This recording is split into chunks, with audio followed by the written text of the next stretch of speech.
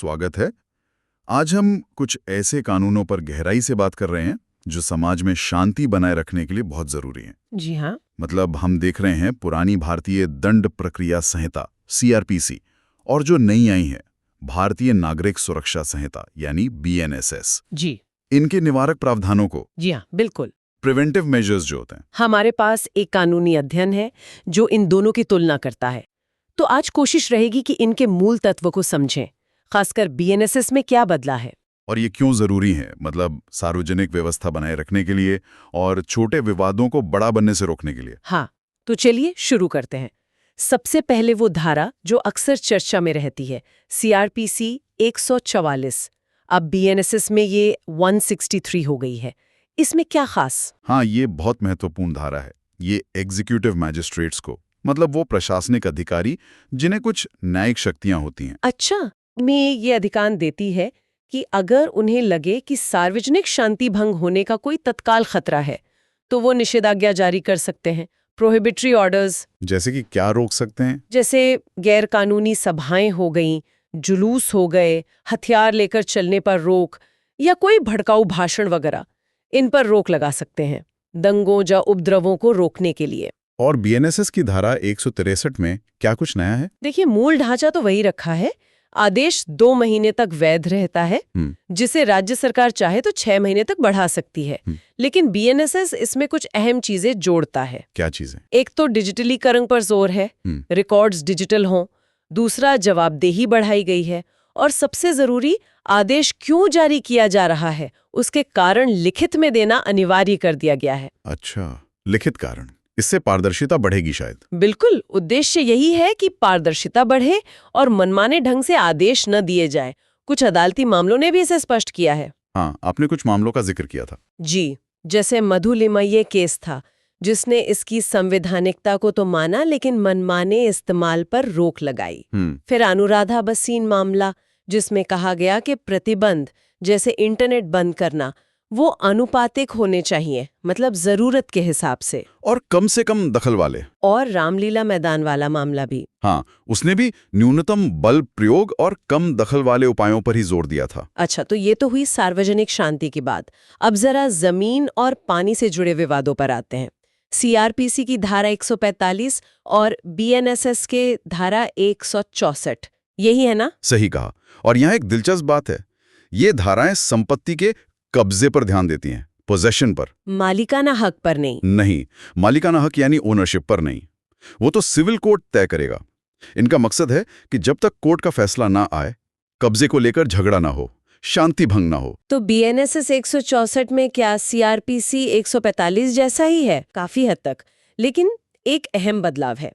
BNSS की धारा 164 कहती है कि अगर मैजिस्ट्रेट को कार्यवाही रद्द करनी है, मतलब लगता है कि अब शांति भंग का खतरा नहीं है, तो उन्हें इसके कारण लिखित में दर्ज करने होंगे। फिर से वही बात, पारदर्शिता और जवाबदेही। और डिजिटलीकरण भी। हाँ, दस्तावेजों की डिजिटल फाइलिंग भी अब जरूरी है, एक तरह से आधुनिकीकरण। कुछ पुराने केस भी हैं इस पर। जैसे आरएच भूटानी मामले में कोर्ट ने कहा था कि मैजिस्ट्रेट का काम सिर्फ कब्जा तय करना है, मालिकाना हक नहीं देखना। और शांति कुमार पांडा मामले में कहा कि कार्यवाही तभी शुरू हो जब शांति भंग का वाकई खतरा हो। ठीक है, लेकिन मान लीजिए मैजिस्ट्रेट तय ही नहीं कर पा रहे कि कब्जा किसके पास था या खतरा बहुत ज्यादा है, तब? हाँ, ऐसी स्थिति के लिए भी प्रावधान है। सीआरपीसी की धारा 146 और अब बीएनएसएस की धारा 165। इसमें क्या होता है? इसमें मैजिस्ट्रेट विवादित संपत्ति को कुर्क कर सकते हैं, मतलब उसे अटैच कर सकते हैं, अपने नियंत्रण में ले सकते हैं अस्थायी तौर पर। अच्छा, अटैचमेंट। जी। और उसकी देखभाल के लिए एक रिसीवर, एक तरह का मैनेजर नियुक्त कर सकते हैं।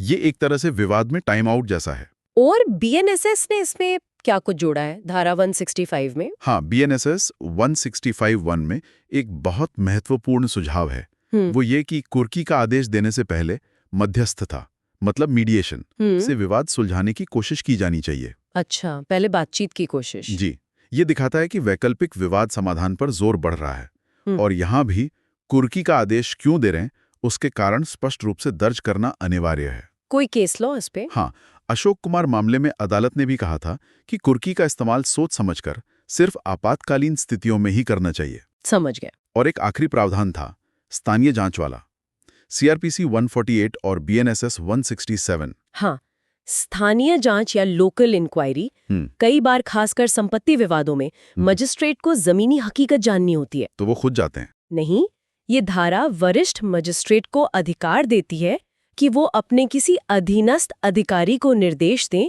कि मौके पर जाकर जांच करे और रिपोर्ट दे, ताकि फैसला सही जानकारी पर आधारित हो। बिल्कुल। और BNSS की धारा 167 ने इसे बनाए रखा है, लेकिन एक समय सीमा जोड़ दी है जांच पूरी करने के लिए। इससे प्रक्रिया में तेजी आएगी। तो अगर हम इन सब बदलाव का सार देखें, निचोड़ क्या है? क्या BNSS इन निवारक कानूनों का जो मूल मकसद था उसे बदल रहा है? नहीं, मुझे नहीं लगता कि मूल उद्देश्य बदला है। उद्देश्य तो वही है, सार्वजनिक व्यवस्था बनाए रखना, झगड़ों को हिंसा में बदलने से रोकना। तो फिर बदलाव किस तरह के हैं? बदलाव ज्यादातर प्रक्रियात्मक है, प्रोसीजरल फेयरनेस कह सकते हैं। जैसे पारदर्शिता बढ़ाना, लिखित कारण अनिवार्य करके जवाबदेही तय करना, डिजिटलीकरण से आधुनिकीकरण, मध्यस्थता को बढ़ावा देना। कोशिश ये है कि प्रक्रियाएं ज्यादा निष्पक्ष हों, तेज हों।